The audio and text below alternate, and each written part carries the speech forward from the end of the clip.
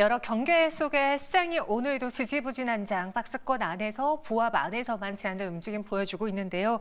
오후 시장의 변화가 무엇이 있었는지 눈여겨봐야 될 이슈들 심도 깊게 파헤쳐 보겠습니다. 이번 시간 이성우 이사와 함께 할게요. 어서 오세요.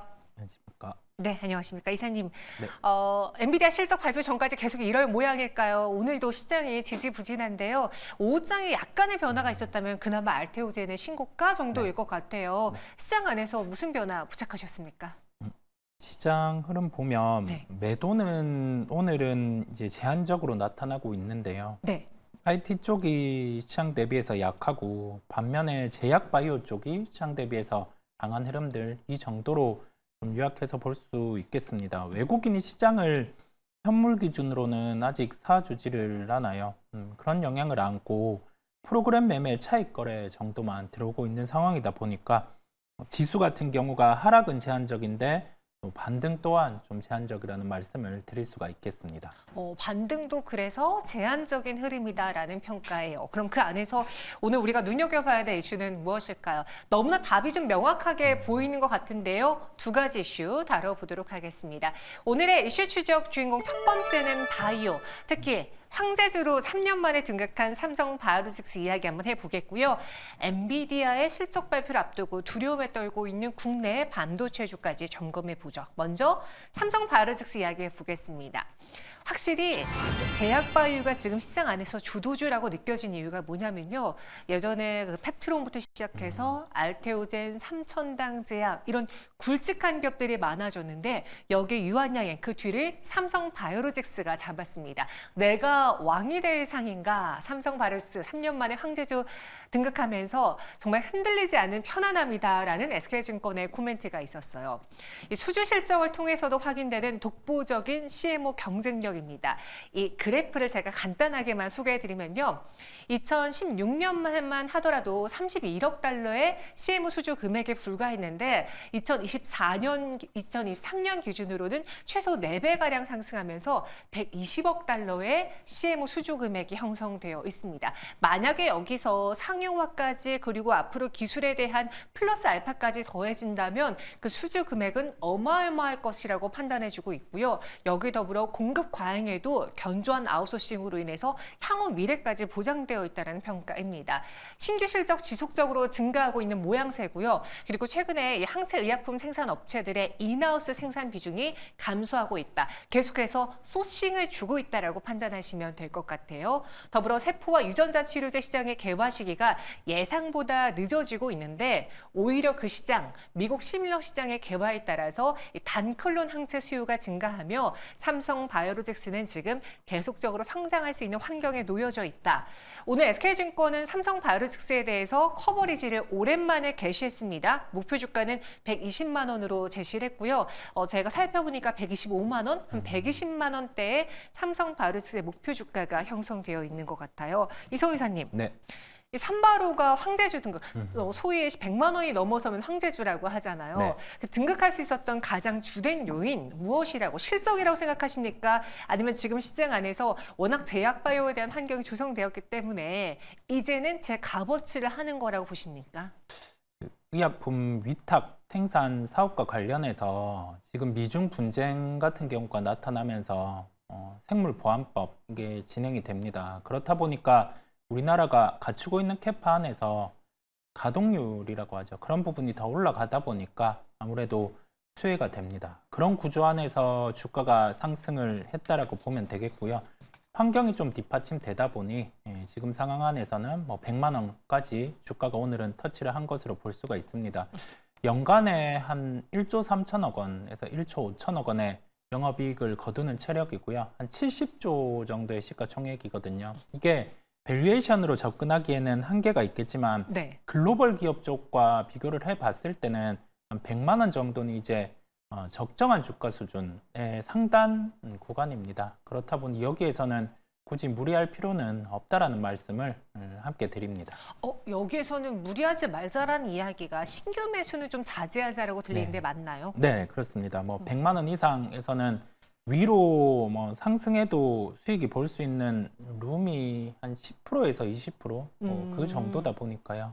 굳이 뭐 무리를 할 필요가 있나라는 생각이 들기 때문에 그렇게 네. 말씀을 드리고 또 제약바이오 쪽 같은 경우가 순환매가 이제는 다 돌았습니다. 마지막으로 시가총액 상위 대형주까지 시세가 난 모습이거든요.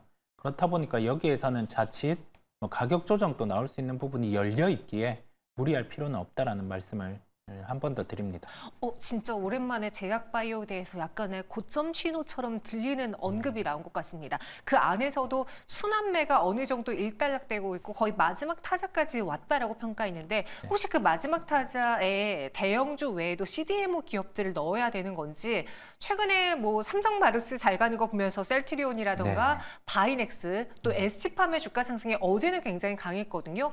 그게 삼성바르스의 실적을 보고 CDMO가 중요하다라고 판단한 것도 있고 생물보안법에 따라서 국내 기업들이 좀 수혜를 받을 것이다라는 그런 기대 때문인 것 같기도 한데 어떻게 판단하십니까? CDMO 쪽이 조정이 나왔을 때는 네. 충분히 매수가 가능하다고 열어둘 수 있겠어요. 조정시 매수요? 네, 생물보안법 같은 경우에 통과 부분은 현재 주가에 녹여 있습니다. 그러면 여기에서 조금 더 뭐 실적이 나올 수 있는 구조를 갖추고 있는 기업을 찾아볼 필요가 있는데 ST팜 같은 경우는 11만 원대 이상에서는 전환에 대한 물량 이슈가 존재를 해요. 그게 전환이 된다라고 하면 뭐 주가는 조정이 나올 수 있겠고 그러면 그때 이제 오버행이 마무리되는 단계에서는 매수에 대한 대응 부분을 열어둘 수가 있겠습니다. 제로온이라는 해외 기업이 있어요. 그런데 원료의약품을 ST팜 같은 경우에서 이제 조달을 하는 구조입니다. 조금은 다른 케이스입니다. 바이넥스랑은 좀 다르다 보니까 ST팜 같은 경우는 좀 개별적으로 같이 관심을 가지셔도 된다라는 말씀을 드립니다. 근데 보니까 9월에 이벤트가 있잖아요. 네네. 미국에서 생물보안법 통과 기대. 특히 연내에는 될 것이다. 이게 네. 뭐 상원, 하원 너나 할 것 없이 초당적인 법안이니까 통과는 무조건 될 것이다. 그게 시기가 뭐 9월이냐, 연내냐, 연말이냐에 대한 말은 많은데 그럼 곧 다가온 이벤트가 있으니까 조정 시 계속 CDMO 쪽으로 비중을 확 늘려보는 거는 너무 과한 포지션일까요? 네, 너무 과하다는 생각이 들고요. 네. 트레이딩 관점으로 좀 열어둘 수 있겠어요. 이게 왜냐면 주가가 비율을 하자면 한 8분 응선은 도달을 했습니다. 그렇다 보니까 가격 조정이 나왔을 때 볼 수 있다라고 말씀을 드려요. ST팜 기준으로는 원래는 한 9만 원권 이하 그 정도 같은 경우에서 매수가 가능했는데 지금은 한 10만 원. 왜냐면 블록딜이 발생을 하든 오버행이 발생을 하든 한 10% 정도의 조정은 열어둘 수 있기 때문에 그 정도 가격에서 매수를 해서 우리가 뭐 이거를 바이앤홀드 하기에는 주가가 좀 떠 있는 상황이고요. 트레이딩 관점으로는 무난하게 접근이 가능하다 보니까 ST팜 같은 경우를 대표적으로 들어서 말씀을 드렸습니다. 네. 저는 삼바로의 이 황제주 3년 만에 등극 소식에 관련주를 뒤늦게 또 찾고 있었는데 이성 이사님이 오늘 같은 날보다는 좀 조정시 매수해보자. 그렇다고 비중을 CDMO 이벤트를 노려서 과감하게 담지는 말자. 일정 네. 부분만 담자라는 의견 주셨거든요. 네. 그럼 앞서 이야기하신 것처럼 제약바이오 안에서 순환매 어느 정도 끝 타자까지 왔다라는 건 제약바이오의 고점 신호로 받아들여도 되는 건지 알테오젠이 조금 전에 딱 신고가를 기록하고 나서 갑자기 연기금 그리고 외국인 투자자들이 대량 매도를 하며 다시 또 윗꼬리가 달려있는 상황이거든요. 네. 어떻게 판단해야 될까요? 제약바이오에 대한 하반기 전망은요? 무리할 필요는 없습니다. 무리할 필요는 없다란 말이 뭐냐면 주가가 어느 정도 반영을 한 상황이다 보니까요. 무리할 필요는 없고 다만 이게 여기에서 끝 이제는 안 봐야 됩니다. 그런 게 아니라요. 가격 메리트가 들어왔을 땐 충분히 볼 수 있습니다.